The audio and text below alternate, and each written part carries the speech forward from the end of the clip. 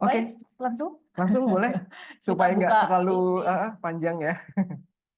Silakan Baik. Mbak Dina duluan nih yang Oke. kasih materi ya. Oke. Ya, saya akan menyampaikan pertama. Ah, ah. Sudah kelihatan ya share screen-nya ya Bapak Ibu ya. Sepertinya belum sudah, Mas Mahendra. Mas Mahendra ada di balik layar, Bapak Hmm. Ibu bersama kami pagi ini. Nah, Oke, sudah. baik. Ya, ini judul sosialisasi kita hari ini adalah Peraturan Menteri Keuangan Nomor 168 Tahun 2023 ya. Tentang petunjuk pelaksanaan pemotongan pajak atas penghasilan sehubungan dengan pekerjaan, jasa, atau kegiatan orang pribadi yang biasa kita kenal dengan PPh pasal 21. Kenapa? Karena memang di Undang-Undang PPh dia diatur, hal ini diatur di pasal 21 begitu Bapak Ibu. Dan sebenarnya materi ini juga sudah mencakup nanti isi dari PP nomor 58 tahun 2023. Jadi sudah sekaligus ada di materi ini, Bapak Ibu ya. Kemudian kita bahas lagi ini latar belakang, tadi sudah sempat kita singgung di depan Bapak Ibu ya, bahwa memang yang tata cara perhitungan pemotongan PPh pasal 21 yang selama ini kita gunakan atau kita laksanakan itu adalah kompleksitasnya itu sangat tinggi ya. Variasinya sangat tinggi, jelimet kalau kata Mas Dian tadi ya, sangat jelimet sekali gitu. Tiap bulan kita harus mensetahunkan begitu Iya. ya. Perhitungannya cukup rumit sehingga ini sebetulnya perlu untuk dilakukan sederhanaan supaya selaras gitu atau sama dengan pajak potlot holding tax yang lain seperti PPh final atau PPh pasal 23 ya. Iya. Yang kita biasanya hanya tarif dan penghasilan brutonya berapa, DPP-nya bagaimana. Iya. Hanya seperti itu saja. Kalau sama ini PP pasal 21 setiap bulan ya agak ya. Betul. Kecuali kalau memang dari setiap perusahaan atau pemotong pajak biasanya juga sudah punya aplikasi, aplikasinya Ya. jadi angka-angkanya. Cuman kalau ditanya sama pegawainya, ini saya potongan pajaknya segini dari mana? Nah, itu menjelaskannya cukup PR juga ya. Gitu. Nah, latar belakang kedua terbitnya PMK juga karena sudah terbit PP 58 sehingga harus ada nih petunjuk pelaksanaannya harus juga segera diterbitkan gitu karena PP ini PP yang sangat singkat ya Mas Dian ya. Terbitnya di akhir Desember sudah harus berlaku di 1 Januari. Makanya itu PR supaya kita bisa melaksanakan PP ini gitu ya. Boleh selanjutnya Mas Mahendra ke slide selanjutnya. Ya, substansi dari pengaturan ini tadi juga kita singgung, ini adalah simplifikasi, Bapak Ibu ya, simplifikasi perhitungan PPh pasal 21 melalui tabel tarif efektif. Yang kedua adalah bahwa ini tidak mengubah sebenarnya ya. Perhitungan PPh pasal 21 selama 1 tahun ya, karena nanti di akhir tahun menggunakan dengan tarif pasal 17. Ya. Yang selanjutnya juga yang perlu jadi catatan bahwa ini tidak menambah, sebenarnya tidak memberikan beban pajak baru ya kepada pegawai. Jadi pajak yang dikenakan atas penghasilan yang diterima pegawai atau yang dikenakan PPh pasal 21 selama setahun itu tetap sama Bapak Ibu. Jadi jangan takut nanti waduh ini jadi pajaknya tambah tinggi dong dan lain-lain. Tidak, ini tidak merubah. Sebenarnya akan sama saja nanti. Karena basic tarif yang kita gunakan juga masih tetap betul. 17 ya. Mungkin kalau ada yang kemarin dapat bocoran RPMK atau rancangan PP-nya Mas Dian ya, bagaimana TER ini dibentuk gitu. Nah, itu juga sebenarnya sudah memperhatikan komponen-komponen penghitungan pada PPh pasal 21 yang ya, biaya jabatan, PTKP dan lain-lain. Walaupun mungkin tidak bisa plek sama ya dengan ketika kita menghitung dengan tarif pasal 17 ini sudah formula yang paling baik gitu yang sudah disusun. Oke, selanjutnya. Nah, tujuannya apa, Bapak Ibu? Yang pertama, tujuannya adalah memberikan kemudahan supaya nggak salah-salah hitungnya. Jadi perhitungannya dibuat sederhana atau simple gitu ya, sehingga nanti untuk mengurangi untuk salah hitung dan lain-lain. Kedua, nah ini yang tadi disampaikan Mas Dian gitu, juga untuk memudahkan bagi si penerima penghasilan untuk melakukan pengecekan atau checks and balance ya istilahnya. Bener nggak sih gitu penghasilan saya di Januari itu harusnya dipotong PPh 21 sekian gitu. Kalau dulu ya itu tadi ya mungkin PR, nih perhitungannya dijembreng begitu ya. Atau bahkan kalau pakai aplikasi pemberi gajinya itu tinggal masukin nilai penghasilannya, nanti tinggal klik otomatis keluar gitu ya. Kadang Iya, penghitungannya itu real, rincian penghitungannya tidak nampak atau tidak bisa dimunculkan. Nah, kalau dengan TER ini atau pengaturan baru ini diharapkan nanti pegawai juga gampang nih untuk ngecek, oh penghasilan saya sekian, tarifnya berarti ini perhitungannya sekian, harusnya yang dipotong adalah sekian gitu. Jadi ini iya, juga memudahkan untuk pegawai. Yang selanjutnya adalah memudahkan pembangunan sistem administrasi pajak. Administrasi di perpajakannya pun jadi lebih mudah gitu ya Bapak Ibu untuk dibangun, karena nanti juga kita ini Mas Dian ya siap-siap juga gitu, Mm-mm. mungkin nanti Juli kita juga sudah akan beralih ke Citas Mas Iya. Dian ya. Dan Citas. Cortex, iya. Nanti jadi sedikit bocoran ya. Ya, Intermezzo saja, seluruh aplikasi perpajakan akan di reform, akan diubah. Jadi nanti yang tadinya yang saat ini terpisah-pisah, betul. ya akan dikumpulkan jadi satu di Citas, atau nanti mungkin tetap di DJP online ya, hanya namanya aja yang Betul. berubah. Jadi bentuknya mungkin bisa, Nah, gambarannya bisa iya. seperti di JP online seperti itu Bapak Ibu ya. Kemungkinan nanti di semester kedua Mas Dian ya, Tuh, di kita semester akan 2. gencar mensosialisasikan mengenai Citas ini gitu. Nah, ini salah satu Ya, juga nih gitu. Pengaturan PPh pasal 21 ini untuk ketika nanti kita beralih ke Citas, nah ini akan lebih mudah untuk membangun sistemnya. betul. Oke, selanjutnya adalah sasarannya apa sih? Kenapa? Apa yang mau disasar dari ketentuan baru ini? Yang pertama adalah mendukung ease of doing business gitu ya, atau mendukung kemudahan berusaha bagi wajib pajak gitu. Kalau tadi penghitungannya jelimet, nah ini kita buat simple begitu. Yang kedua yaitu adalah berkeadilan dan kepastian hukum ya, atau legal certainty baik bagi pemberi kerja maupun dari pemotong tadi ya, karena check and balance-nya itu jadi lebih mudah bagi kedua belah pihak gitu. Selanjutnya ya selaras dengan tadi ya pembangunan sistem administrasinya. Nah, ini juga diharapkan akan dapat menguatkan basis sektor perpajakannya. Jadi ini selaras dengan tujuannya tadi. Nah, ini adalah struktur PMK-nya, Bapak Ibu. Ini kayak daftar isi apa saja sih gitu dari isi PMK ini. Nah, ini ada 9 bab, Bapak Ibu, dan 25 pasal dalam PMK 168 ini. Di bab 1 ada ketentuan umumnya, ya. Ini pengertian-pengertian, definisi-definisi, ini diatur di bab 1. Kemudian bab 2, nah ini mengatur adalah apa aktornya begitu ya, pemotong pajaknya dan penerima penghasilannya siapa saja. Kemudian di bab 3, nah ini mengatur objeknya, penghasilan yang dipotong PPh pasal 21 itu yang bagaimana, yang seperti apa begitu. Bab 4 ini mengatur mengenai DPP ya, dasar pengenaan pajak. Apakah menggunakan penghasilan bruto atau masih ada dikalikan 50% lagi gitu dari penghasilan bruto. Nah, ini diatur di bab 4.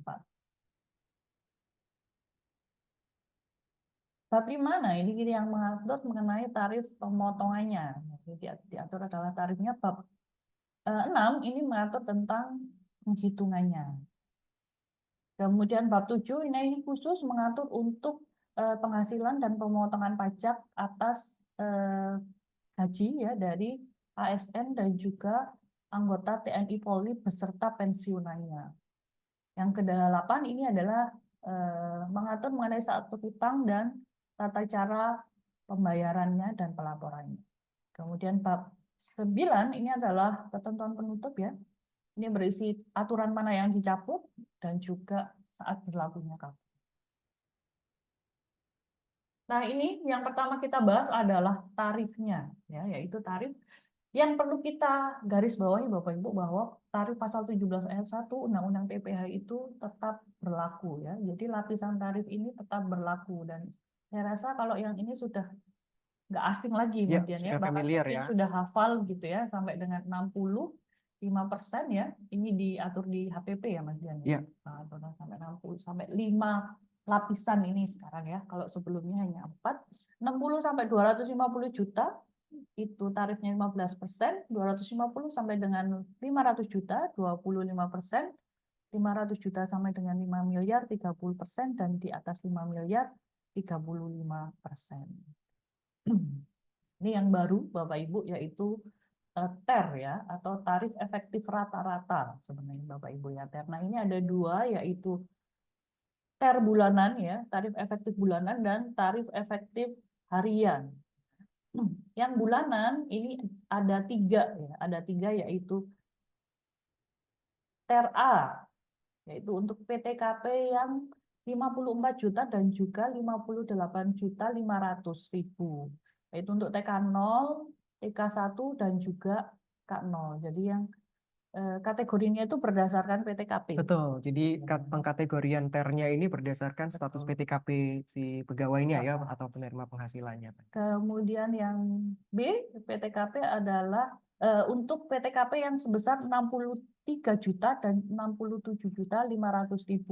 Yaitu ini untuk yang PTKP TK2, K1, TK3 dan K2. Kemudian yang TER C ini untuk PTKP yang sebesar 72 juta, yaitu adalah K3. Gitu. Jadi dilihat dulu PTKP-nya masuk kategori yang mana, TER A, TER B, atau TER C. Ya. Kemudian juga ada tarif efektif harian, ini nanti untuk pegawai tidak tetap biasanya ya, yang pegawai lepas ya. Penghasilan harian itu adalah kita lihat kategorinya nggak berdasarkan PTKP, tapi penghasilan bruto harian yang diterima. Jika kurang atau sama dengan 450.000, tarifnya 0%. Kemudian untuk yang di atas 450.000 sampai dengan 2.500.000 adalah 0,5%. Iya. Ya. Ini dulu. Nah, jadi nanti buat apa itu? Siapa yang bagaimana perhitungannya? Nanti kita lanjut. Oke. Nah, ini adalah daftar tarif untuk TER A ya, yang tadi PTKP-nya 54 juta dan 58.500.000 ya. Nah, ini udah ada sampai dengan 5.400.000 itu tarifnya 0% dan seterusnya gitu. Saya rasa nggak usah dihafal Mas Dian ya. Kami juga nggak hafal, kita juga nggak hafal ya. Kemudian boleh yang selanjutnya. Nah, ini juga ya. Ini untuk yang TER B ya, PTKP 63 juta dan 67.500.000 itu dari yang penghasilannya sampai dengan 6.200.000 itu 0% dan seterusnya. Ini untuk yang TER C sampai dengan 6.600.000 itu masih 0%. Dan seterusnya. Oke, Bapak Ibu, jadi yang tadi itu sampai besarnya atau daftar TER-nya tadi itu diaturnya memang di PP 58 tahun 2023. Nah, ini kita sudah masuk nih ke materi dari PMK-nya ya. Kalau di awal tadi itu adalah sebenarnya materi dari PP 58 2023. Nah, ini adalah materi dari PMK 168 tahun 2023. Ini adalah ada pokok-pokok perubahan skema perhitungan dan juga ada penyesuaian dari pengaturannya. Gitu ya. Ini ringkasannya. Gitu. Apa saja sih yang berubah dari skema perhitungan? Ini adalah untuk pegawai tetap, Bapak Ibu, yang pertamanya, yaitu untuk masa Januari sampai dengan November itu adalah menggunakan TER. Sedangkan untuk masa pajak terakhir ya atau masa Desember itu menggunakan tarif PPh pasal 17.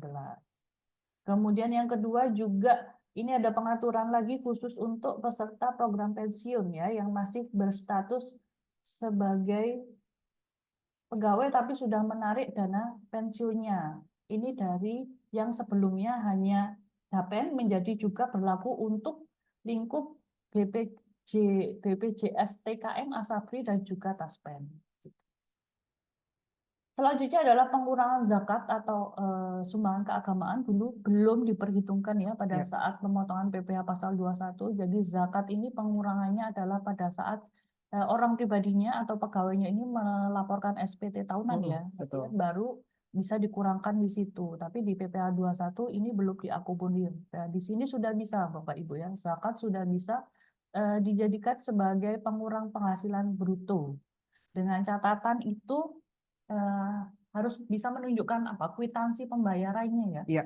Dan pembayarannya ini harus ke lembaga yang memang sudah ditunjuk Disahkan pemerintah ya, sudah betul. ditunjuk oleh pemerintah. Dan ini tidak hanya berlaku sebenarnya nggak zakat aja Mas Dian ya, tapi juga sumbangan keagamaan yang Betul. lain. Nah itu bisa dicek lembaga mana, Iya, lembaga mana yang sudah disahkan itu ada di, saya nyontek dulu, iya, di PR3 PJ 2023. Jadi di iya, situ ada yang zakat kemana, untuk agama Kristen lembaganya apa, iya, Katolik apa, Buddha dan seterusnya iya. diatur di PR itu. Ya, jadi syaratnya ada dua ya. Yang pertama dia sifatnya memang wajib, dan Betul, yang kedua disalurkan melalui lembaga keagamaan yang sudah ditunjuk oleh betul. pemerintah ya di per 3 tadi.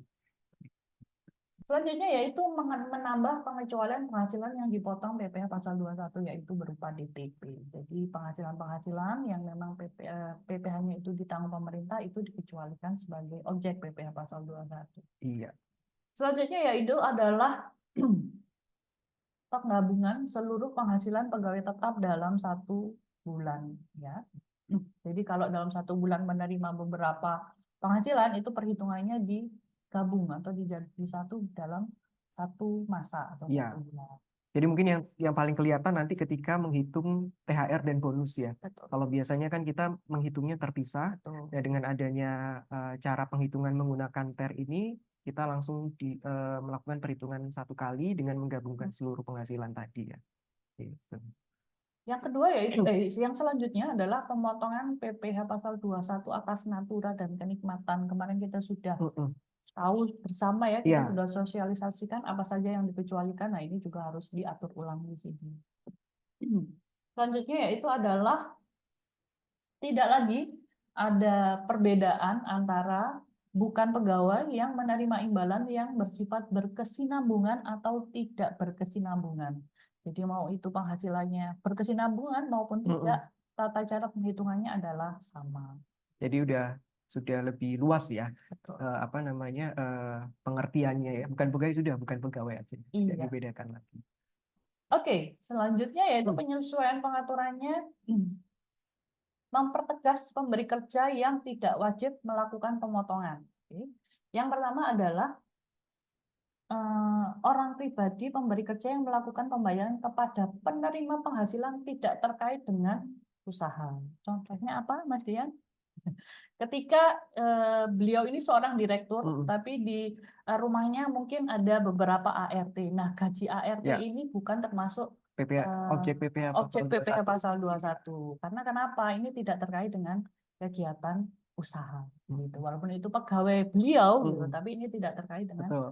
usaha. Yang kedua yaitu adalah organisasi internasional, dan ini berdasarkan perjanjian internasional itu juga eh, tidak wajib memotong PPh pasal 21.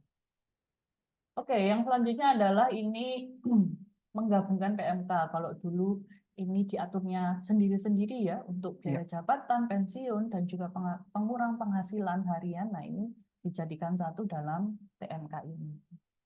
Yang kedua, yaitu menambah pengecualian penghasilan yang dipotong PPh pasal 21, yaitu berupa bantuan, sumbangan, dan hibah. Nah, ini tidak juga akan dipotong PPh pasal 21.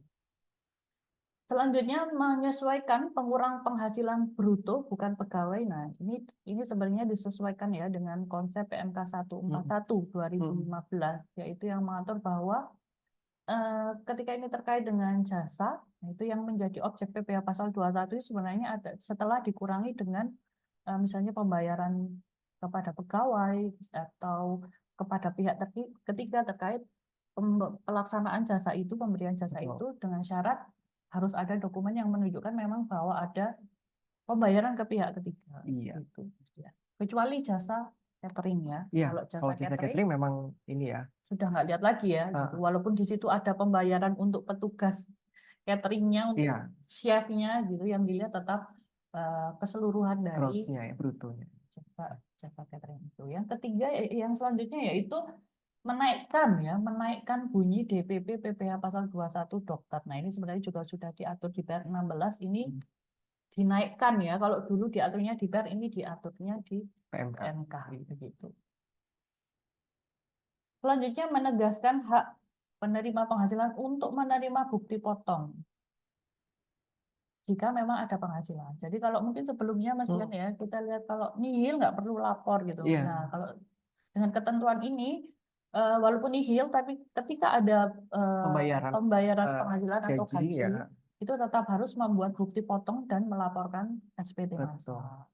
Ini sebenarnya kalau dulu memang sudah ada pengaturannya ya, hanya Betul. ditegaskan kembali Ya. di PMK ini. Selanjutnya untuk LB, karena ada pembetulan, nah ini boleh dikompensasikan ke masa berikutnya. Jadi tidak harus berurutan. Iya.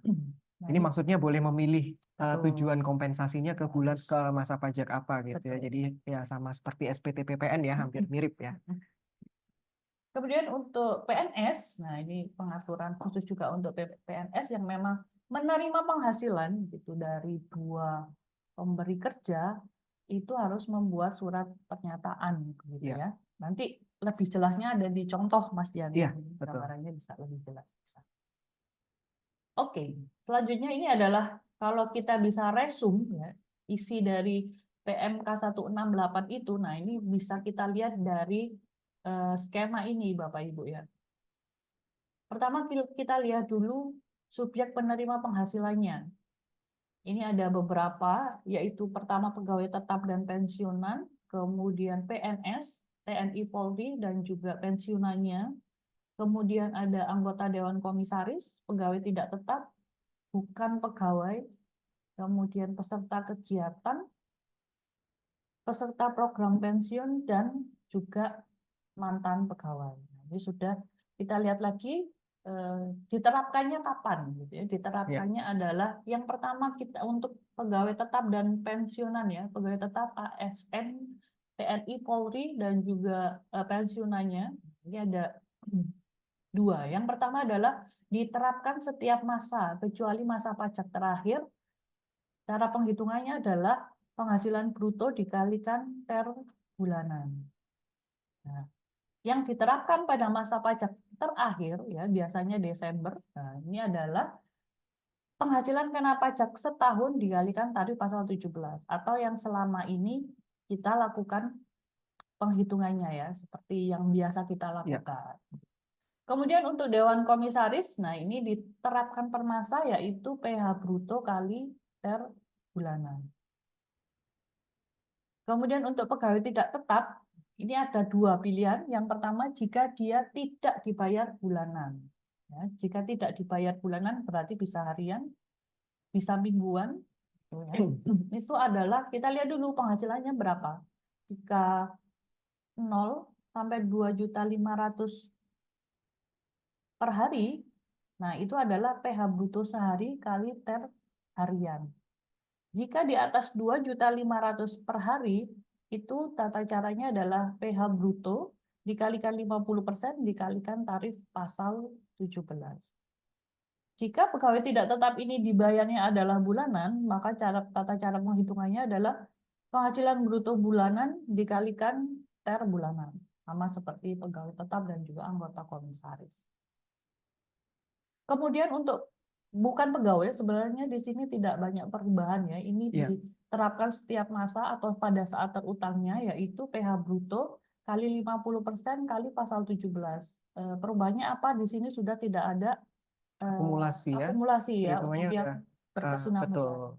Dan juga tidak lagi memperhitungkan PTKP ya. Betul. Untuk yang berkesinambungan. Untuk peserta kegiatan ini juga tidak ada perubahan Bapak Ibu ya. Jadi penghasilan bruto kali tarif pasal 17. Kemudian untuk peserta program pensiun yang menarik dananya sebelum pensiun dan juga mantan pegawai, ini juga PH bruto atau penghasilan bruto kali tarif pasal 17. Jadi itu udah dikasih flag tuh yang baru-baru yang sebelah mana. Betul. Oke, bisa. Selanjutnya, nah ini ringkasan dari subjek pemotongnya siapa, yang dipotong atau penerima penghasilannya, DPP dan juga tarifnya gitu Bapak Ibu ya. Ini sudah dibuatkan tabel. Oke. Ya, ini pemberi kerja dan juga instansi pemerintah ya. Subjeknya siapa?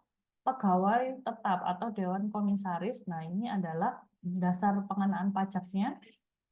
penghasilan bruto dalam 1 bulan ya, ini untuk yang bulanan, kemudian untuk masa pajak terakhir itu menggunakan penghasilan kena pajak dalam 1 tahun pajak dan dikalikan tarif pasal 17 ya. Jadi ini sebenarnya penjelasan lebih detail dari skema tadi Bapak Ibu ya, dari bagan yang di slide sebelumnya. Kemudian untuk subjek penerima anggota Dewan Komisaris itu DPP-nya adalah penghasilan bruto dan tarifnya adalah tarif efektif bulanan. Dan berlaku untuk setiap masa pajak dari Januari sampai dengan Desember. Kemudian selanjutnya untuk pegawai tidak tetap ya, penghasilan bruto sehari atau rata-rata penghasilan bruto sehari dikalikan tarif efektif harian. Untuk siapa? Untuk penghasilan yang tidak dibayarkan bulanan dan penghasilan bruto sehari sampai dengan 2.500.000. Kemudian untuk yang dibayarkan bulanan, nah ini adalah penghasilan bruto kali 50% kali tarif PPh pasal 17. Untuk yang dibayarkan bulanan, yaitu adalah penghasilan bruto dikalikan per bulanan.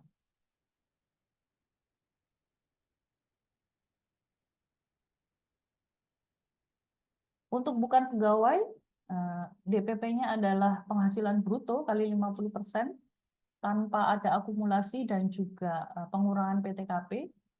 Kemudian untuk peserta kegiatan program pensiun yang menarik dananya sebelum pensiun dan juga mantan pegawai itu adalah penghasilan bruto dikalikan langsung tarif pasal 17.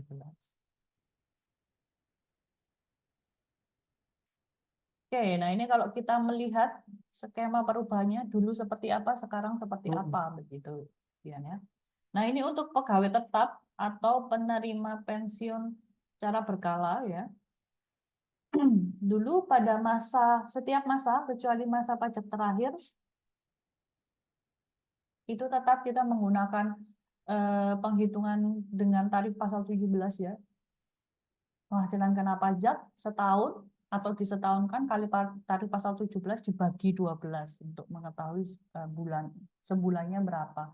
Kemudian di masa pajak terakhir itu adalah kita hitung lagi penghasilan yang diterima dalam 1 tahun, ditemukan ya sudah ketemu PPh-nya dalam 1 tahun berapa, dikurangi dengan PPh yang telah dipotong dari masa sebelumnya, misalnya Januari sampai November atau sebelum masa terakhir. Nah, untuk yang PMK 168, nah ini untuk setiap masa kecuali masa pajak terakhir itu PH bruto kali ter bulanan. Untuk masa pajak terakhir sama ya dengan ketentuan sebelumnya, yaitu penghasilan kena pajak dalam 1 tahun dikurangi dengan dikalikan tarif pasal 17 dikurangi dengan yang telah dipotong di masa-masa sebelumnya, sebelum masa pajak terakhir. Masih bingung? Nah, nanti nanti mungkin akan lebih perhitungan jelas ya. ada di contohnya ya, Ada supaya contohnya akan lebih jelas. bisa dipahami. Oke, Mas boleh lanjut dulu. Untuk pegawai tidak tetap, nah ini dulu ketentuannya seperti ini Bapak Ibu ya, jadi kurang dari 450.000 per hari itu tidak dipotong. 450.000 sampai dengan 4.500.000 per bulan itu dipotongnya 5% kali PH bruto dikurangi 450.000. Kemudian untuk yang di atas 4,5 juta sampai dengan 10.200.000 itu adalah 5% dikalikan PH bruto dikurangi PTKP sehari. Nah ini juga dulu agak jelimet ngitungnya ya, makanya ini disederhanakan. Nah di atas 10.200.000 per bulan itu menggunakan tarif pasal 17 dikalikan PH bruto disetahunkan dikurangi PTKP. Nah kan ini saya sendiri kalau yang ditanya pegawai tidak tetap itu pasti buka contekan lagi di Per 16 dulu ya. Ini masuk yang kategori mana, cara ngitungnya seperti apa. Nah, kalau yang bulanan dulunya tarif pasal 17 kali bruto, PH bruto dikurangi PTKP. Nah, ini sekarang lebih sederhana, Ibu ya. Untuk yang sampai dengan 450.000 tidak dipotong ya, atau 0% ya. dipotong 0% kali PH bruto harian. Yang gaji hariannya adalah di atas 450.000 sampai 2,5 juta, itu tarifnya 0,5% kali PH bruto hariannya. Yang di atas 2,5 juta per hari itu tarif pasal 17 kali 50% kali PH bruto. Untuk yang dibayarkan bulanan, PH bruto dikalikan dengan per bulanan. Iya. Jadi batasannya 2,5 juta ya kalau sekarang ya. Jadi kalau sudah di atas 2,5 juta, Betul. berarti sudah tidak bisa lagi menggunakan TER ya, tapi harus pakai Iya. tarif pasal 17. Gitu.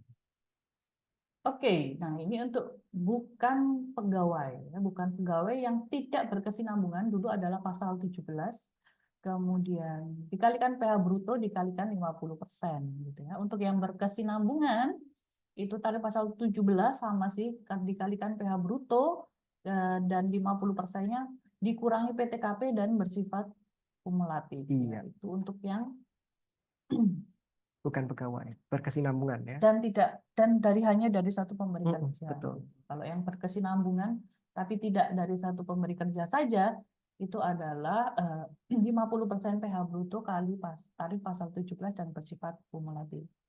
Yang baru gimana? Sangat sederhana, yaitu tarif pasal 17 kali 50% PH bruto. Oke, peserta kegiatan. Oh, ini subjek pajak lainnya. Peserta kegiatan dulu adalah pasal 17 kali PH bruto. Pegawai menarik uang pada dana pensiun, mantan pegawai, dan Dewan Komisaris ini dulu juga kumulatif, Bapak-Ibu ya. Pasal 17 kali PH bruto kumulatif. Nah, untuk peserta kegiatan, kemudian pegawai menarik dana pensiun dan mantan pegawai, itu pasal 17 kali PH bruto, ya, tidak kumulatif. Kemudian untuk Dewan Pengawas dan Dewan Komisaris adalah TER bulanan kali PH bruto. Iya. Nah, ini simulasi Bapak Ibu yang tadi disampaikan bahwa sebenarnya dalam penerapan TER ini tidak menambah gitu atau ada menjadi perbedaan beban pajak dalam 1 tahun. Nah, ini ada contoh gitu atau simulasi penghasilan bruto per bulannya dengan penghitungan pasal 17 atau ketentuan sebelumnya dengan implementasi TER ini, selisih PPh pasal 21 selama 1 tahun itu tidak ada, Bapak Ibu ya. Itu bisa dilihat di kolom yang berwarna hijau gitu ya. Mungkin perbedaannya di setiap masa ya, dari Januari sampai November dan sampai Desember, tapi secara tahunan dia tidak berbeda, akan sama. Jadi kalau ternyata di Januari sampai November itu lebih kecil, biasanya nanti di Desember pemotongan PPh pasal 21-nya akan lebih besar. Begitu pula sebaliknya jika Januari sampai November itu lebih besar daripada yang sebelumnya, maka di Desember biasanya akan ada kelebihan pemotongan. Iya. Jadi pajaknya tidak akan bertambah. Beban pajak dalam 1 tahunnya tidak akan bertambah. Selanjutnya, nah bagaimana dengan UMR? TER versus UMR gitu ya. Nah ini juga sama Bapak Ibu ya. Jadi kalau kita lihat gitu, UMR tertinggi tahun 2024 itu ada di DKI Jakarta, Bapak Ibu, yaitu 5.067.381. Nah, kalau kita lihat lagi, kita bandingkan dengan TER, klasifikasi lapisan tarif terendahnya itu kan ada di TER A, Bapak Ibu ya. Nah, itu juga sampai dengan 5.400.000 itu masih 0%. Jadi untuk pegawai mau sampai yang di Jakarta pun dengan gaji UMR, maka dia beban pajaknya akan tetap nihil dengan implementasi TER itu. Nah, ini untuk yang contoh tadi Bapak Ibu ya, dari simulasi tadi ini kita coba salah satu ya, ini yaitu Tuan R yang bekerja di perusahaan ABC, memperoleh gaji sebulan 10 juta. Oke. Kemudian membayar iuran pensiun 100.000 per bulan dan statusnya adalah K0, menikah dan tidak memiliki tanggungan. Perhitungan bulanan dengan ketentuan sebelumnya, gaji dikurangi pengurangnya biaya jabatan dan seterusnya dan seterusnya. Eh, PPh pasal 21 setiap bulannya adalah ketemu yang di paling bawah itu Bapak Ibu 226.250. Dengan tarif TER dari Januari sampai November, nah ini ternyata 2% ya Bapak Ibu, kalau kita balik lagi ke tabel TER tadi, ya tarifnya adalah 2% kali 10 juta, jadi adalah 200.000 per bulan. Jadi Desembernya. Kemudian kalau kita lihat Desember, perhitungannya akan tetap sama Bapak Ibu ya dengan ketentuan sebelumnya, yaitu PPh Salam 1 tahunnya itu akan tetap 2.715.000 ya, yang di bold hijau itu tadi ya. Kemudian dengan TER dikurangi 2.715 dikurangi 200.000 kali 11 bulan yang sudah dipotong dari Januari sampai November, sehingga di Desember dia akan dipotong 515.000 ya.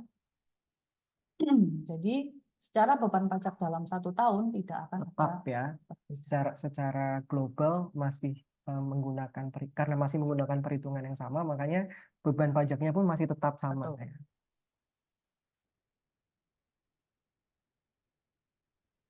Nah, ini nanti sebentar lagi kita akan membahas contoh-contoh perhitungan, Bapak Ibu. Nah, Ya. itu pegawai tetap aja ada banyak. Ada banyak ya kategorinya, Kategorinya ada banyak subkategorinya sekali, lagi gitu ya. ya. Ada pegawai tetap yang menerima atau Ya. memperoleh penghasilan dalam 1 tahun pajak penuh itu menerima penghasilan. Kemudian ada pegawai tetap yang kewajiban subjektifnya sebagai subjek pajak dalam negeri sudah ada sejak awal tahun, tetapi baru bekerja pada pertengahan tahun. Ini mungkin kita bisa contohnya adalah WNI ya. Jadi dia kewajiban sebagai subjek pajak sudah ada sejak awal tahun, tapi baru bekerja misalnya di tahun Mei, Juni seperti itu ya. Kemudian ada juga yang kewajiban pajaknya itu dimulainya tidak sejak awal tahun, tapi sejak dia mulai bekerja itu biasanya adalah untuk ekspatriat ya, yang baru datang ke Indonesia dan langsung bekerja. Nah, itu kewajiban subjektifnya ya ketika dia datang ke Indonesia itu. Ya, selanjutnya adalah pegawai tetap yang masih memiliki kewajiban subjektif pada saat berhenti. Nah, ini kebalikannya. Kalau tadi baru bekerja, ini berhenti di tengah tahun. Ini juga dibedakan untuk yang masih ada kewajiban subjektifnya atau sudah tidak ada gitu, kewajiban subjektifnya ketika berhenti. Kemudian ada pegawai yang menerima sebagian atau seluruhnya penghasilan dalam mata uang asing, juga nanti akan kita bahas. Selanjutnya pegawai tetap yang menerima penghasilan yang seluruh atau sebagian pajaknya ditanggung oleh pemberi kerja. Ada pegawai tetap yang memperoleh tunjangan pajak ya, dan juga penghasilan dalam bentuk natura yang diperoleh oleh pegawai tetap. Ini bagaimana penghitungannya?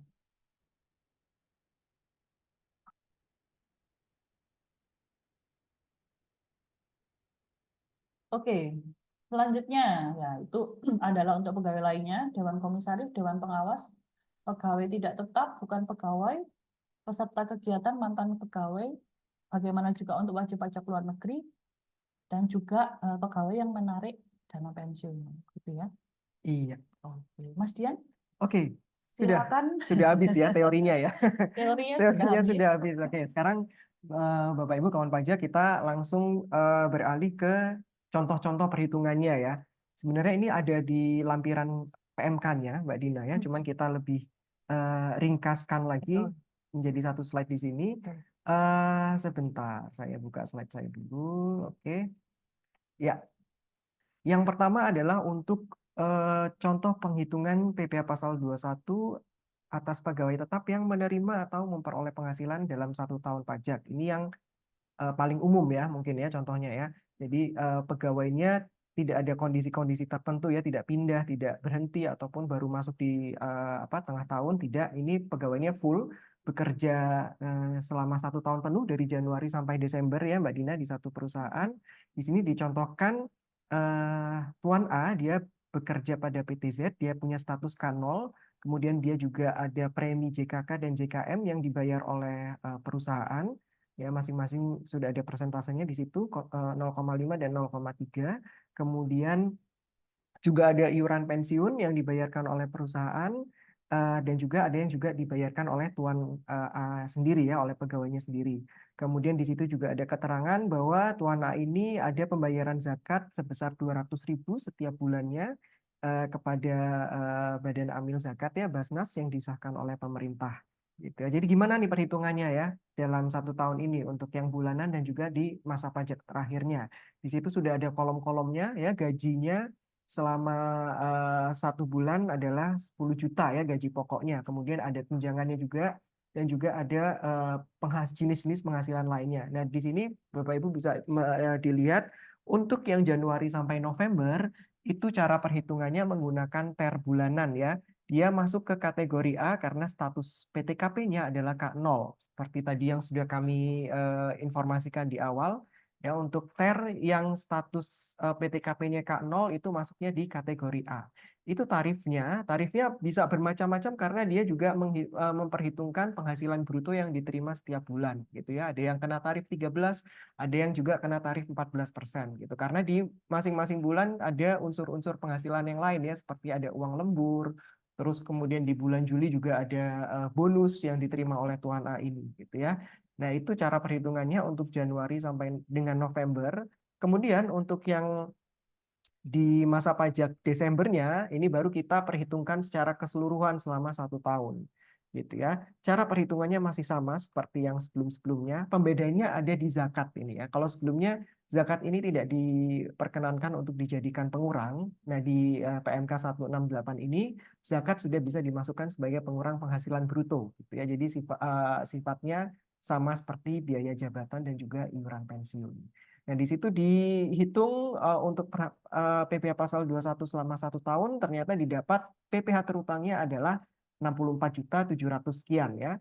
Nah, untuk masa pajak Desember, beban pajak yang harus dipotong dari penghasilan tuan A itu dikurangi dengan PPh pasal 21 yang sudah dipotong dari Januari sampai November, yaitu sebesar 50 juta. Jadi di masa pajak Desember, tuan A ada potongan PPh pasal 21 sebesar 14.595.000. Oke, next. Nah, ini sama untuk pegawai tetap, tapi kondisinya adalah dia baru mulai bekerja pada pertengahan tahun. Di sini dicontohkan mulai bekerjanya di bulan September, gitu ya. Jadi setiap masanya sama, kita menggunakan TER, hanya tinggal mengalihkan penghasilan bruto dengan TER-nya. Di sini dicontohkan tuan B dia status PTKP-nya adalah TK0. Jadi tinggal melihat saja tabel tarif di TER A ya sesuai dengan penghasilan brutonya. Karena di sini penghasilan brutonya adalah 15.500.000, maka sesuai tabel tarifnya tadi dia dikenakan tarif sebesar 7%. Gitu ya. Kemudian untuk masa pajak terakhirnya juga masih sama, dia perhitungannya sama seperti yang sudah kita terapkan selama ini ya. Jadi hanya dikalikan dengan bulan bekerjanya saja selama 1 tahun itu. Karena dia bekerjanya mulai bulan September, maka untuk masa pajak terakhir atau masa pajak Desembernya penghasilannya hanya dikalikan 4 saja karena dia tidak penuh selama 1 tahun. Gitu ya. Nah, ternyata untuk tahun tersebut, tahun 2024, PPh yang terutang seharusnya adalah 3.220, sorry, 2.280.000 gitu ya. Jadi lebih kecil dengan PPh yang sudah dipotong selama 4 bulan itu ya, selama bulan September sampai dengan Desember. Nah, ternyata di akhir tahun baru diketahui bahwa PPh terutangnya ada kelebihan pemotongan sebesar 2.975.000. Nah, apa yang harus dilakukan? Di sini yang harus dilakukan adalah perusahaan atau pemotong pajaknya mengembalikan nilai sebesar 2,9 juta ini ke tuan B. Kemudian nanti di masa pajak Desember, nilai kelebihan potong yang didapatkan oleh tuan B ini dikompensasikan dengan nilai PPh pasal 21 pegawai-pegawai yang lain. Gitu ya. Jadi nanti tinggal dilihat saja hasil akhir di SPT masa Desember perusahaan seperti apa. Kalau masih ada kurang bayar, berarti itu adalah kekurangan yang harus disetorkan. Tapi kalau misalkan hasil akhirnya tetap lebih bayar, Perusahaan tinggal mengkompensasikan nilai lebih bayar di SPT masa Desember ke masa berikutnya. Next. Oke, nah ini contohnya hampir sama seperti contoh yang sebelumnya, tapi kondisinya adalah dia baru memiliki kewajiban pajak subjektif di setelah awal tahun, di pertengahan tahun. Ini biasanya terjadi ketika ada ekspatriat atau WNA yang baru memiliki NPWP di tengah tahun. Cara perhitungannya untuk bulanannya sama, kita menggunakan TER dengan memperhatikan status PTKP dan juga penghasilan bruto di bulan tersebut. Untuk perhitungan di masa pajak terakhirnya, ini juga sama sebenarnya ya dengan perhitungan PPh Pasal 21 yang sudah kita terapkan saat ini. Hanya perbedaannya sama seperti contoh yang pertama tadi ya, ada sumbangan keagamaan di sini kondisinya ya. Jadi si Tuan C ini dia melakukan pembayaran sumbangan keagamaan yang bersifat wajib ya ke lembaga yang sudah disahkan. Nah, ini bisa dijadikan pengurang untuk menghitung PPh Pasal 21. Jadi Bapak Ibu sekalian, untuk sumbangan keagamaan yang bersifat wajib ini ya, entah itu zakat ataupun sumbangan keagamaan agama lain, ini hanya bisa menjadi pengurang di masa pajak terakhir ketika kita menghitung PPh Pasal 21 terutang untuk 1 tahun. Untuk yang TER, dia tidak ada pengurang sama sekali, gitu ya. Jadi harus langsung dikalikan atau dihitung dari penghasilan brutonya. Gitu. Untuk contoh ini, karena dia baru memiliki kewajiban subjektif di tengah tahun, maka penghasilan itunya harus disetahunkan, gitu ya. Jadi dihitung dulu penghasilan itu selama 1 tahun harusnya berapa, gitu ya. Kemudian nanti didapatkan PPh terutang selama 1 tahun, eh, totalnya berapa, kemudian tinggal kita bagi dengan proporsi bulan dia mulai bekerja.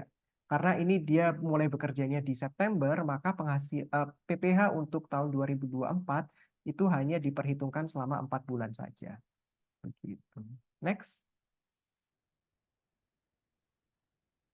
Oke, nah ini kebalikannya. Kebalikannya contoh yang kedua tadi. Dia berhenti bekerja di tahun berjalan, tapi dia masih memiliki kewajiban subjektif. Ya, ini biasanya terjadi kalau dia pindah kerja, gitu ya, pindah kerja atau memang berhenti bekerja dan tidak bekerja lagi, tapi dia tidak kehilangan kewajiban subjektifnya. Tata cara perhitungannya sama untuk yang bulanan ya, kita tetap memperhatikan status PTKP-nya untuk menentukan TER-nya ya, tarif efektifnya. Kemudian untuk yang masa pajak terakhir juga sama seperti yang masih kita terapkan saat ini, kita perhitungkan selama dia sesuai dengan lama dia bekerja ya di tahun 2024 ya. Di sini dicontohkan dia berhenti bekerjanya di bulan Agustus. Gitu ya. Jadi perhitungannya hanya selama 8 bulan saja.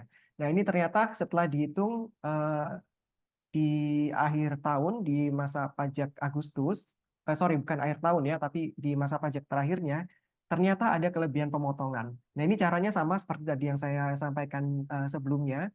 Kelebihan ini harus dikembalikan kepada pegawai yang bersangkutan. Kemudian perusahaan bisa mengkompensasikan dengan PPh terutang dari pegawai lain di masa pajak Agustus itu ya. Gitu. Next.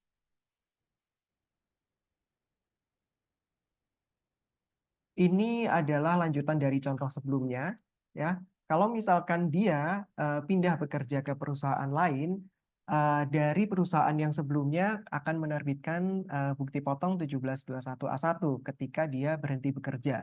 Nah, 1721A1 ini bisa nanti diserahkan ke perusahaan yang baru untuk diperhitungkan pada saat dia membuat 1721A1 untuk 1 tahun. Gitu ya. Contohnya ada di sebelah kanan ya. Kalau dia memberikan apa namanya 1721A1 dari perusahaan sebelumnya. Jadi dia tetap memperhitungkan penghasilan neto dan juga PPh pasal 21 yang sudah dipotong oleh perusahaan sebelumnya.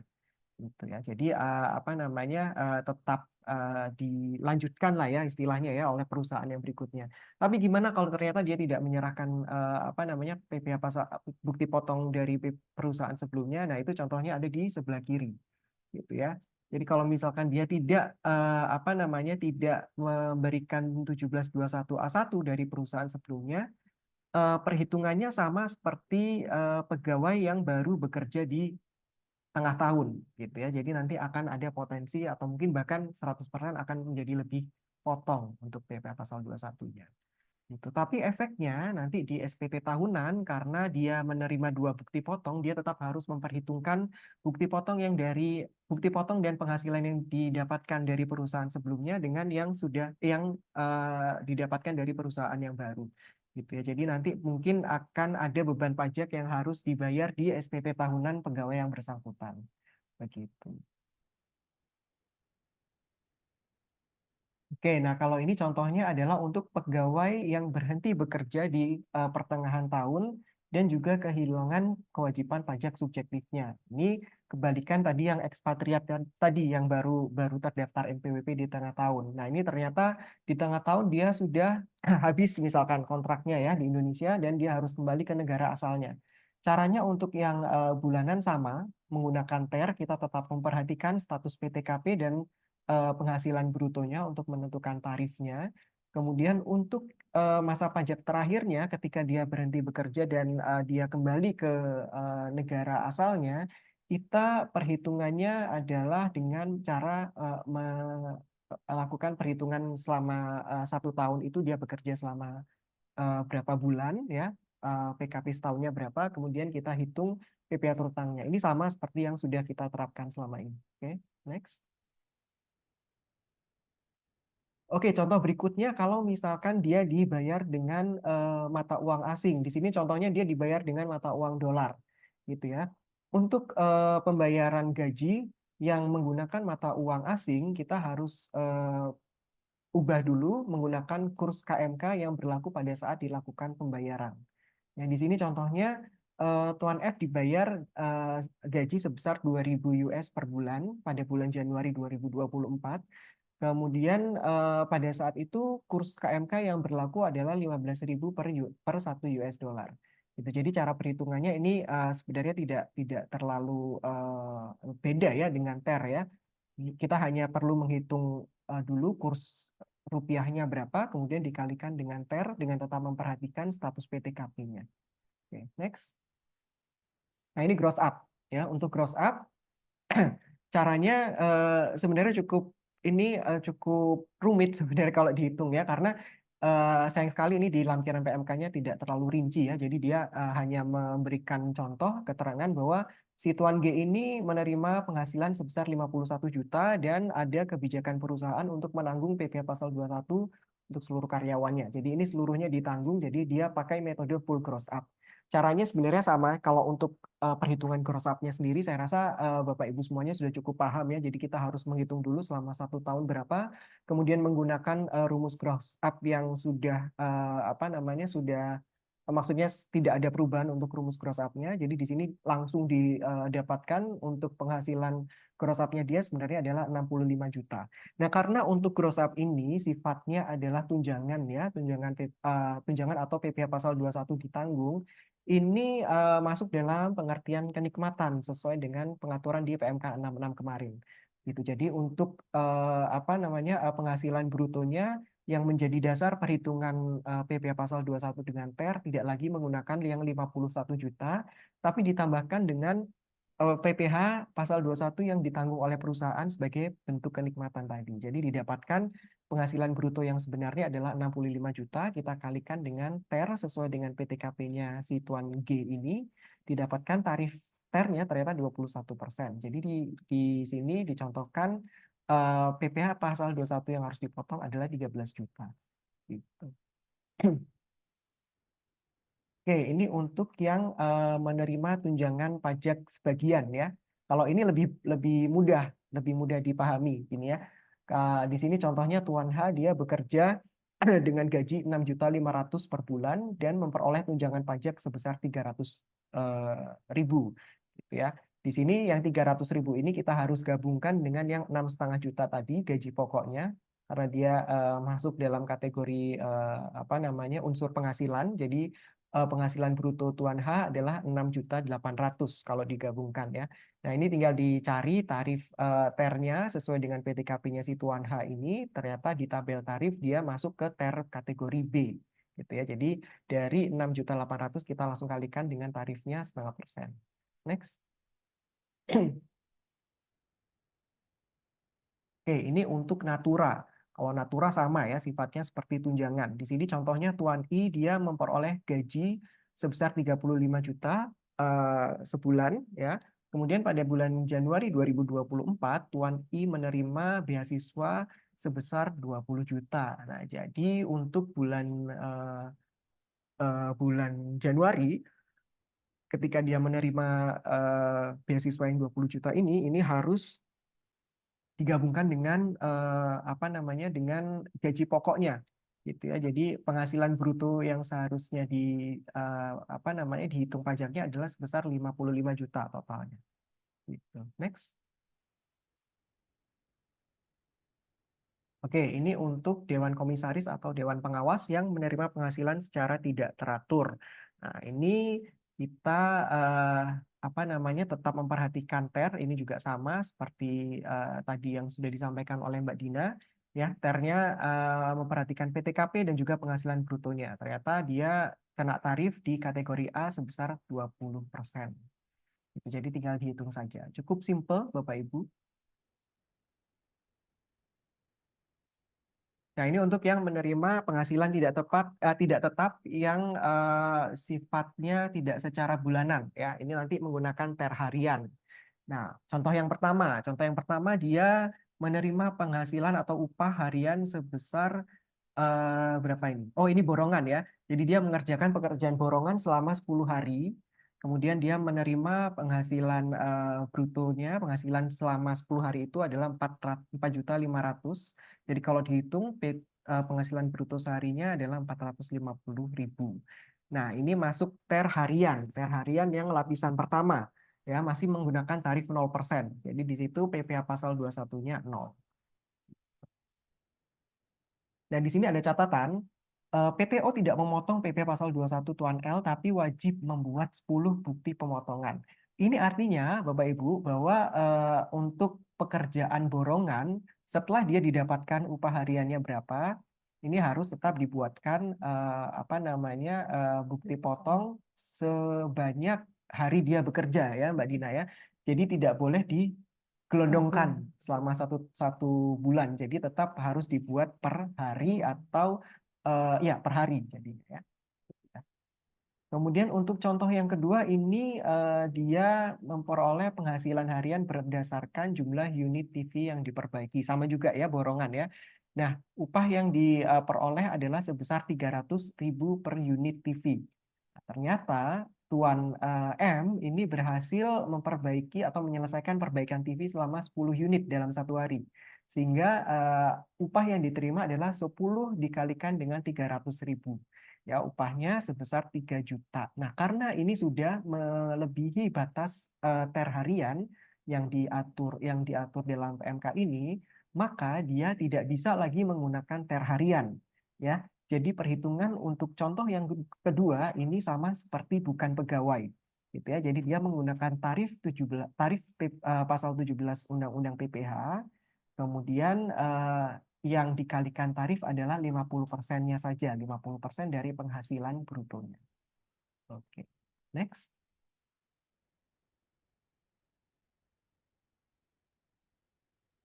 Oke, ini untuk penghitungan PPh pasal 21 pegawai tidak tetap yang menerima atau memperoleh penghasilan secara bulanan. Nah, ini sebenarnya sama dengan contoh yang pertama tadi, tapi bedanya ini tidak ada masa perhitungan PPh pasal 21 masa pajak terakhir. Artinya dia tidak menerima bukti potong 1721A1 atau A2 ya. Jadi dia menerima bukti potong yang bulanan, bukti potong tidak final bulanan. Itu. Jadi ini lebih simpel dari contoh yang pertama, perusahaan tidak perlu membuat atau menghitung PPh pasal 21 terutang selama 1 tahun karena dia menggunakan TER bulanan dan diterbitkan bukti potong setiap bulan. Next. Nah, ini untuk bukan pegawai ya, jasa sehubungan dengan pekerjaan bebas.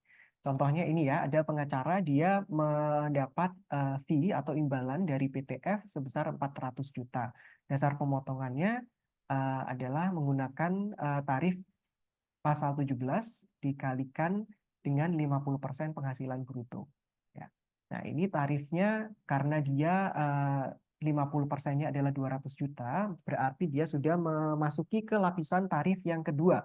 Ya. Ya, ingat PPh pasal 17 tarifnya ada 5 lapisan tarif. Ya, ini dia sudah masuk ke lapisan tarif yang kedua, maka perhitungannya juga berjenjang ya. Jadi 60 juta yang pertama dikalikan dengan 5% dan sisanya dikalikan dengan tarif lapisan kedua 15%. Begitu. Next.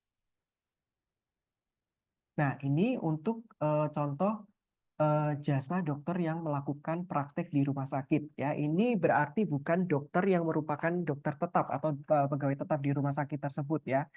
Nah, di sini dicontohkan bahwa Tuan R itu adalah dokter spesialis anak di rumah sakit ABC dengan perjanjian ada cost sharing ya.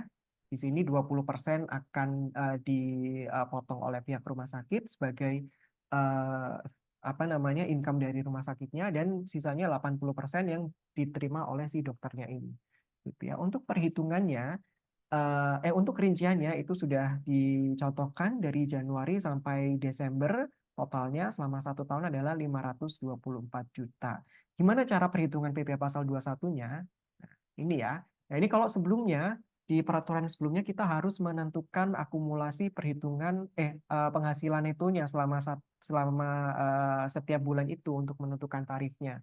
Tapi karena di PMK ini itu sudah tidak lagi digunakan, sudah tidak lagi diterapkan, jadi kita langsung menggunakan satu cara ya dengan mengalihkan 50% dan mengalihkan dengan tarif BPh pasal 17 gitu ya. Nah, di sini yang menjadi DPP yang menjadi dasar perhitungan penghasilan bruto yang menjadi dasar perhitungannya bukan yang 80% ya Bapak Ibu ya, tapi totalnya. Itu totalnya yang bayarkan oleh si pasien ini ya, yang tadi ada rinciannya itu langsung dikalikan 50%, kemudian dikalikan dengan tarif BPh pasal 17. Gitu ya. Di sini masing-masing bulan ternyata dia masih masuk di lapisan tarif yang pertama, jadi tarifnya 5%. Begitu. Nah, ini nanti akan menjadi kredit pajak di SPT tahunan Tuan R ya pada saat dia menghitung PPh terutang selama 1 tahunnya gitu. Next. Ya, ini adalah PPh pasal 21 atas penghasilan yang diterima oleh bukan pegawai yang dalam pemberian jasanya mempekerjakan orang lain. Ini kalau contoh umumnya mandor ya Mbak Dina ya, mandor mandor proyek biasanya ya.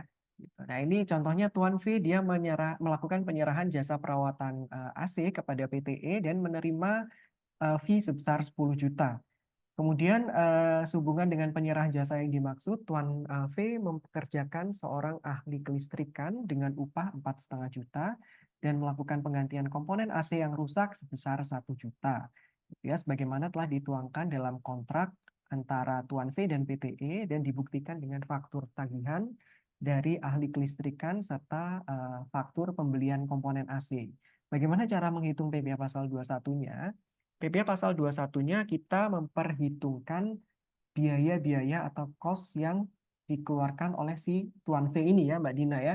Jadi pembayaran ke ahli listrik tadi dan juga pembelian komponennya.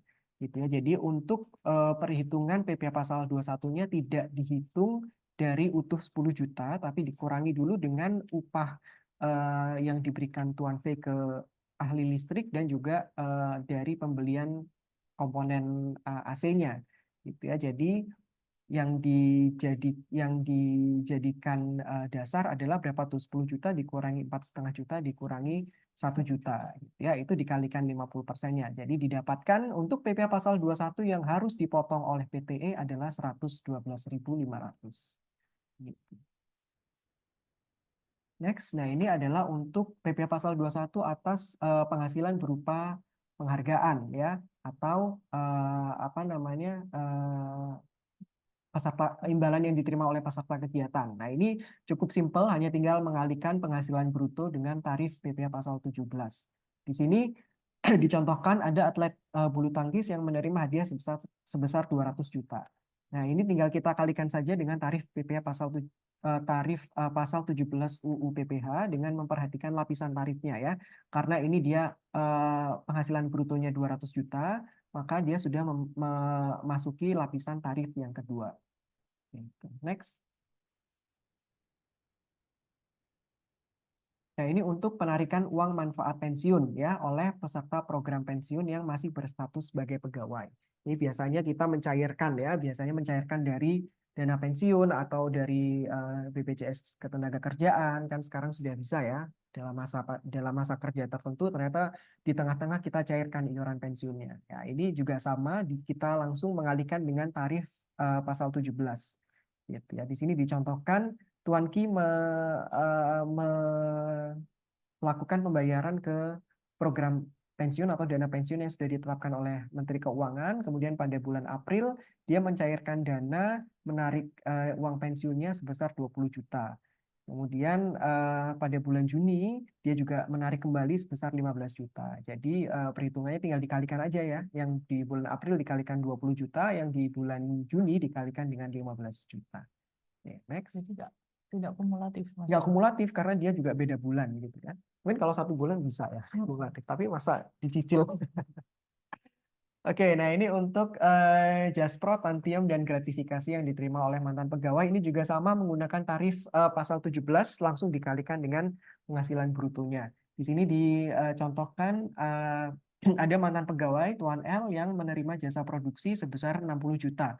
Nah, langsung aja kita kalikan tarifnya ya, karena dia masih ada di lapisan tarif yang pertama. Jadi tarifnya hanya 1 kali saja dikenakan, yang 5%. Didapatkan PP pasal 21 yang harus dipotong adalah sebesar 3 juta. Oke, next. Nah, ini PP pasal 26 ya untuk WNA. Bedanya kalau tadi WNA-nya sudah punya NPWP, artinya dia sudah menjadi wajib pajak dalam negeri. Nah, ini memang WNA-nya tidak ada di Indonesia ya, atau mungkin belum memenuhi persyaratan sebagai wajib pajak dalam negeri. Jadi kita menggunakannya tarif PPh pasal 26 yang 20% dan bersifat final. Atau kalau dia ada SKD-nya, dia bisa menunjukkan SKD-nya, berarti kita harus memperhatikan tarif P3B antara Indonesia dengan negara asalnya. Next. Ya, ini sama, bedanya hanya dia dibayarnya menggunakan kurs mata uang asing dengan dolar. Kita harus perhitungkan dulu, di-convert menjadi rupiah, kemudian dikalikan dengan tarif PP pasal 26 sebesar 20% atau tarif P3B. Next.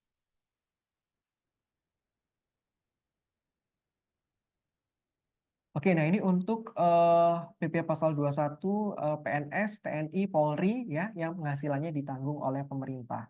Ini sama sebenarnya ya, sama dengan contoh yang pertama tadi ya. Untuk Januari sampai November kita hitung dengan menggunakan TER dengan memperhatikan status PTKP dan jumlah penghasilan brutonya.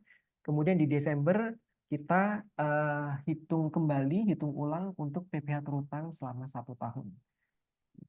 Next. Oke, ini lanjutan contoh yang sebelumnya ya. Kalau dia PNS dan menerima penghasilan dari 2 pemberi kerja, ya. Yang satu dia menerima penghasilan dari KPPA, ya. Kemudian yang satu lagi dia menerima penghasilan dari KIPB. Ya. Ini cara perhitungannya sama, masing-masing pemberi kerja harus menghitung PP pasal 21-nya. Ini contohnya untuk masa pajak terakhir ya.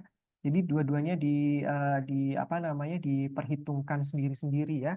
1721A2-nya untuk KPPA di situ dia menghitung PPh terutangnya setahun adalah 2.219.150, kemudian dikurangi dengan PPh yang sudah dipotong dari Januari sampai November, sehingga di masa pajak Desember ada sisa PPh pasal 21 yang masih harus dipotong sebesar 150.000.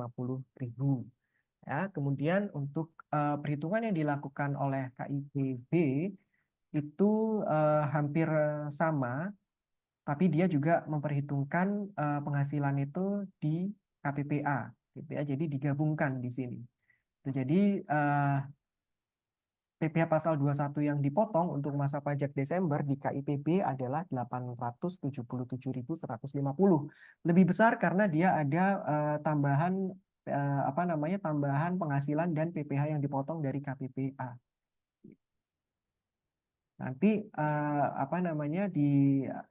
SPT tahunannya, tinggal melakukan perhitungan kembali ya selama 1 tahun dan menggabungkan dua bukti potong ini. Next. Oh maaf, sedikit informasi untuk contoh case yang ini karena dia menerima penghasilan dari dua pemberi kerja.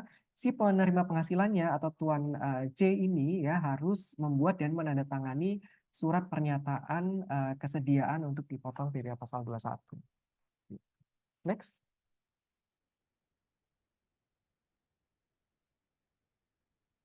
Ya, ini untuk contoh pensiunan yang menerima uang pensiun di tahun berjalan. Ini artinya dia pensiun di tahun berjalan ya.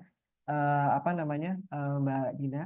Ya, ini dicontohkan dia pensiun di bulan Mei, gitu ya. Artinya dia masih aktif bekerja dari Januari sampai bulan Mei, gitu ya. Jadi ini untuk perhitungannya sama seperti contoh nomor berapa tadi ya yang pegawai yang berhenti di tahun berjalan ya. Untuk Januari sampai April dia dihitung dengan menggunakan TER, kemudian di masa pajak terakhir dia bekerja di bulan Mei, perusahaan atau pemotong harus membuat 1721A1 dan menghitung PPh selama 1 tahun gitu ya. Kemudian untuk setelah dia pensiun, ini nanti yang membuat atau memotong PPh-nya adalah dana pensiun atau taspen mungkin ya kalau PNS. Ini juga sama. Jadi dia menghitung masa pajak Juni sampai dengan November menggunakan TER. Kemudian di masa pajak Desember dia menggunakan tarif pasal 17 dengan memperhitungkan seluruh penghasilan selama 1 tahun ditambah dengan yang sudah dipotong oleh perusahaan sebelum dia pensiun. Next. Udah habis ya? Oke, sudah habis. Cukup banyak contohnya dan saya yakin juga Bapak Ibu masih bingung-bingung kayaknya ya. Tapi sebenarnya yang perlu kita tekankan lagi secara keseluruhan tidak ada perubahan apa namanya tarif ya ataupun perubahan cara perhitungan untuk yang di masa pajak terakhir atau masa pajak Desember. Tadi perubahannya cuman perubahan kecil saja, kita memasukkan juga zakat atau sumbangan keagamaan pada saat kita menghitung PPh terutang di masa pajak terakhir sebagai pengurang tadi ya.